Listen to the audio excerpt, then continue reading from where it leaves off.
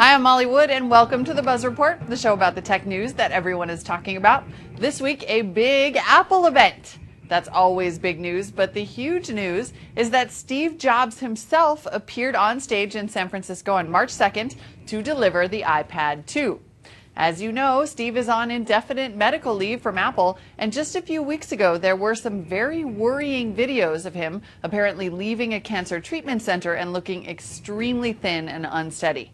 He missed the Apple shareholders meeting, and we'd all settled into the idea that, he's gone. He's at home in bed. Tim Cook is our guy. But then there was Steve on Wednesday up on stage getting a wild standing ovation and showing the world that even as sick as he is, he's ever so slightly superhuman, and I guess he's just really, really into work. Steve, sweetie, get some Netflix movies and just watch this one from the couch. It's okay. And now on to the Gadget of the Week. The Gadget of the Week obviously is the iPad 2. It gets a speed boost thanks to a 1 GHz dual-core Atom 5 processor. There's better graphics processing, dual cameras for FaceTime and taking 720p video, and a surprisingly thin design that's also a little bit lighter. It works on AT&T and Verizon, and thanks to changes in iOS 4.3, it can also act as a personal Wi-Fi hotspot. The pricing is the same as the original model, so the 16 gig Wi-Fi only version costs $499 and it's on up from there. And it's coming out March 11th. I know, soon. The iPad also got a couple new accessories, one of them being a $40 HDMI out dongle, and the other being the iPad case that shook the world, almost as much as the jackhammers that are shaking my building right now. Seriously, people lost their minds over this magnetic cover. It puts the iPad to sleep when you snap it on and wakes it up when you take it off. It's kind of like a parakeet cage cover. Also, it folds into a little trapezoidal stand. People went almost as crazy for the cover as they did for the iPad 2 or Steve Jobs. Go figure. Also, Apple showed off GarageBand and iMovie for the iPad 2, so it now becomes less of a pure consumption device and more of like a media creation device. Oh, and yes, it gets the software option to make the little switch on the side either a mute switch or a screen orientation lock. Yay.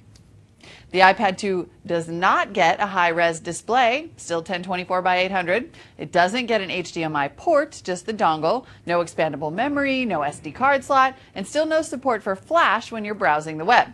Not that any of that matters. I mean, Apple is on the second version of the most successful tablet in history. The nearest competitor, well, there's only one, and it's like $300 more. Apple, as Charlie Sheen would say, is winning. And now for the other news of the week. Speaking of tablets, Microsoft is apparently planning to demo Windows 8 tablets in June. June! Demo!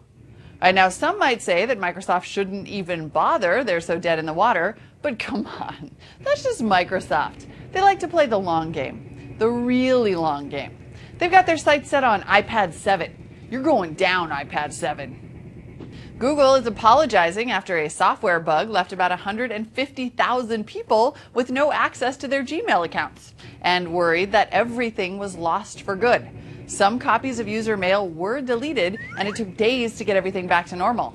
To the cloud!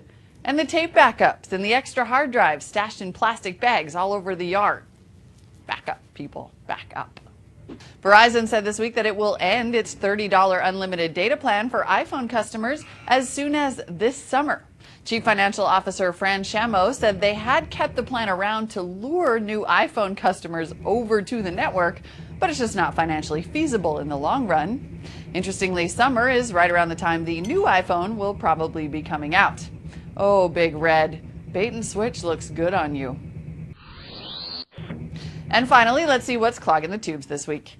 This week, the tubes are clogged, and I mean clogged, with Charlie Sheen, who seems to have kicked his hookers and blow habit and gotten addicted to media interviews. He went on a tear on morning TV and became a one-man quote machine. Some are saying that you're bipolar. I'm bi-winning. I win here and I win there. Now what? Defeat is not an option.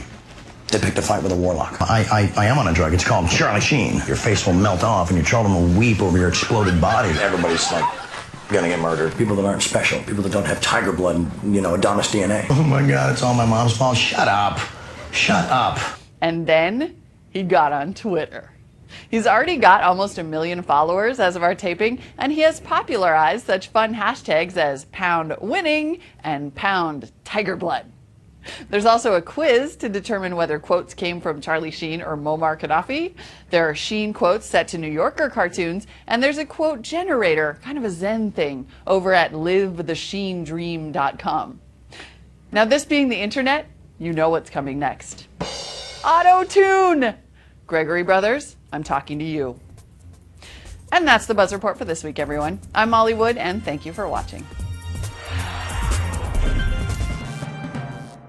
I'm battle-tested bayonets, I got poetry in my fingertips. You can't process me with a normal brain. Dying is for fools. I'm tired of pretending like I'm not special, like I'm not a pitching rock star from Mars. I'm still alive, which is pretty cool.